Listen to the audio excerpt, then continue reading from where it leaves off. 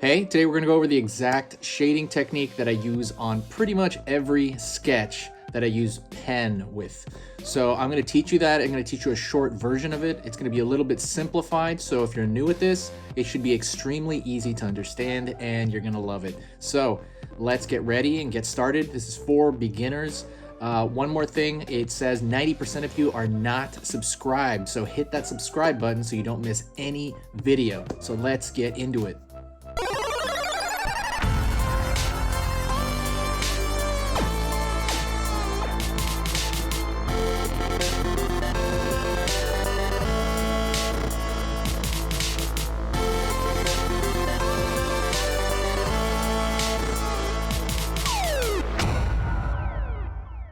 Okay, so let's go over this really quick. I'm going to go over kind of just in two diagrams here, and then I'm going to show you on a drawing I'm working on already.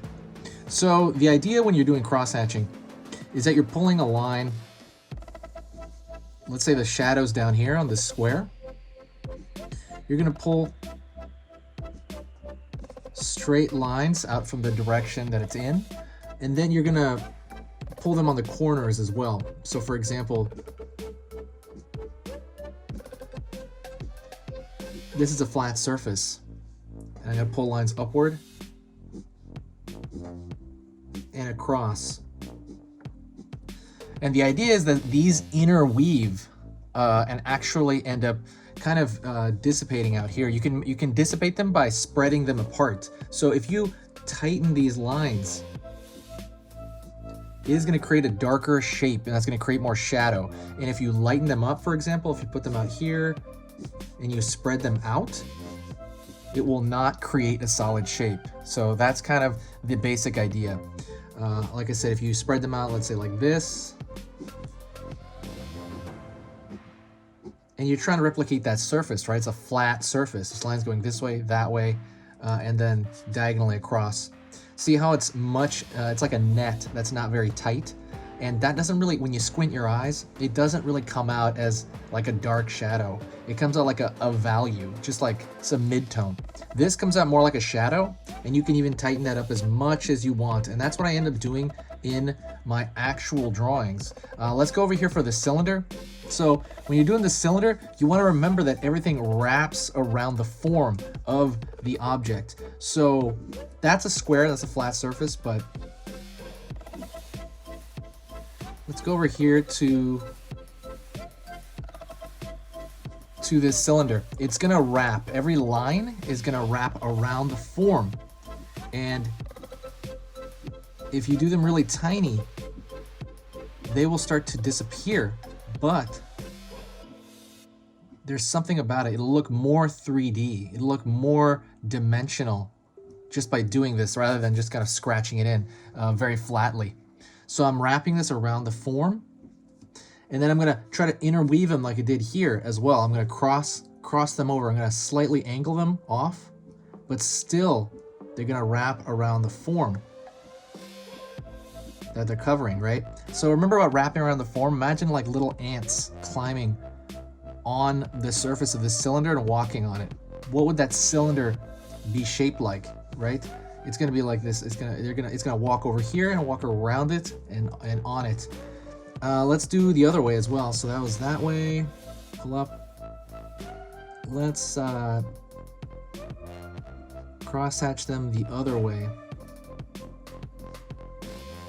We can tighten these up as much as we want. And the more you tighten them, the closer they are. Like I said, the more solid and dark it's gonna look. And then like up here, as it gets toward the light, it will dissipate. So for example, up on top, just to show the form, I would do some small lines like so. But they're very far apart and they're not as tight, so it doesn't read as a really tight shadow. So let me talk to you about this in practice. I'm gonna go over the sketch I was working on, and I end up doing these tiny little shadows. So let's take his arm over here. This is a dinosaur. I believe it's called I forget what it's called, Cytosaurus. Forgive me, I mispronounced it, but so I'm gonna look into his arm, and what I'm gonna do is I'm gonna wrap small lines, these little tiny lines around his small arm here. And I'm gonna cross it over, and I'm gonna go quick. So I'm doing the exact same process, but in a smaller micro format for small shapes. I always do this on everything you've seen me shade. If you've seen my Instagram, please go check that out. You might have found this channel through my Instagram. Everything, that's what I'm thinking for every little shadow. Right here, pulling along the same cross. I'm thinking of the muscle in his arm, maybe like the bicep over here, if he has one there. And then I'm gonna cross hatch that a little bit because that's not completely in shadow. Something completely in shadow would be his arm over here. Let's say right here under his waist, right, his pelvis area. I'm gonna wrap some small lines here as well, thinking of the form that he must be making. His rib cage is running into the muscle over here of his abdomen. I'm not doing them too tight, but tight enough. And then I'm gonna go into the rest of the form over here.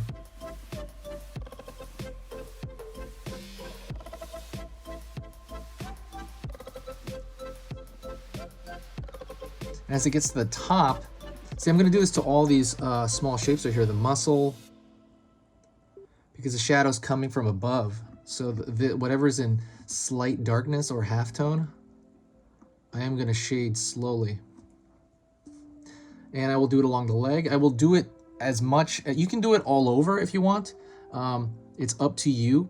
And that's kind of why I'm trying to give you this tool for you to use. So you can use it however you want. You can really make it dark. Like let's say this area, make it super dark. You can make it light. You can kind of keep the lines separately and make them more stylized. And they're still wrapping around the form. But this is how I shade when I'm using a pen. At least this type of pen, a ballpoint pen. And that's it. And up here, for example, right here, like I said before, it's wrapping around this arm. I'm doing smaller, thinner lines. Going lighter on the paper here.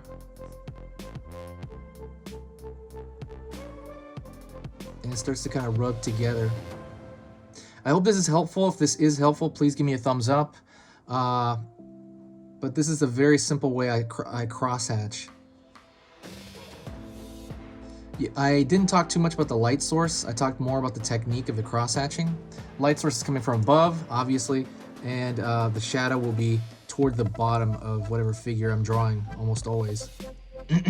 Excuse me, I'm getting a little bit of a cough. Well, I don't have a cough, but sore throat. Anyways, that's pretty much it. Don't forget, I am on Skillshare. Go check that out. Skillshare is an online community. It is basically it's like a, what do you call it? It is a basically kind of like more curated version of YouTube. So for example, on YouTube, I can put a video on something. On Skillshare, I can put an entire course on one particular topic. So for example, I have a video on here like how to draw the eye.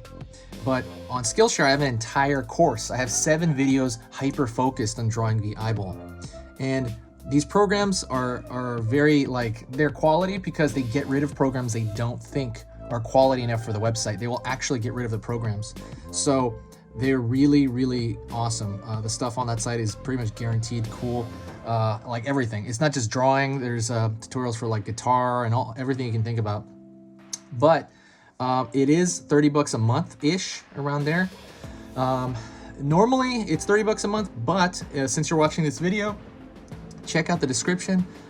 You can get 2 months completely free on that site, meaning you can watch every single program I have on Skillshare, like I mean all of them, and absolutely free for 2 months. And that's gonna give you plenty of time. You can look at anything on the website for 2 months for free. And at the very end of it, if you don't like it anymore, you can just like let it lapse or cancel it. I don't know how it works, but yeah, check it out. That's the first link in the description. That's my gift from me to you. You know, check that out, guys. And I will see you in the next video. And I hope you have a lot of drawing questions for me. Ask them below. And I'll talk to you next time.